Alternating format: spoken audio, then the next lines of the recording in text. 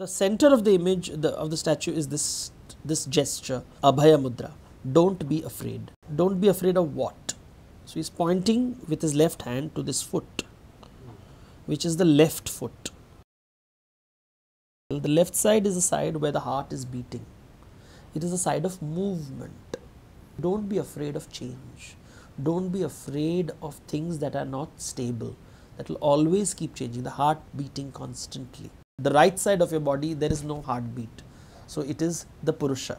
So this Prakriti, which is matter, which is nature, and Purusha, which is your mind. It is your mind that you have to still. So this is matter which is moving constantly, and no matter what you do, the matter will keep changing through space and time. But it is your mind that you have to manage in order not to be afraid. And this mind is what he is standing on. And he is standing on this child, and he is called Apasmara, the demon of memory of forgetfulness.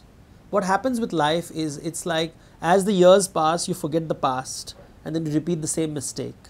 And you keep repeating the same mistake because you have forgotten the past.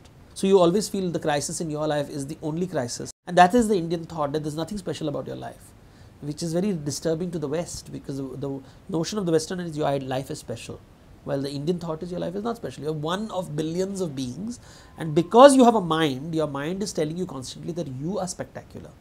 But nature doesn't consider you spectacular, and the conflict between nature, which doesn't consider you spectacular, and your mind, which keeps telling you spectacular, makes you apprehensive, bhaya. You're forgetting the fundamentals of life. And that's what he's showing in a dance form.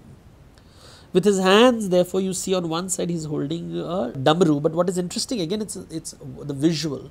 It's a rattle drum, which is created by two triangles. The two triangles are sort of barely intersecting with each other. Separation of the mind and matter. And the other side, you have fire, but this is not normal fire. This is tapa, which is fire which is produced without fuel. This is the fire of the mind. As this fire burns, it will burn your fears, it will burn all the things that frighten you and bind you to matter.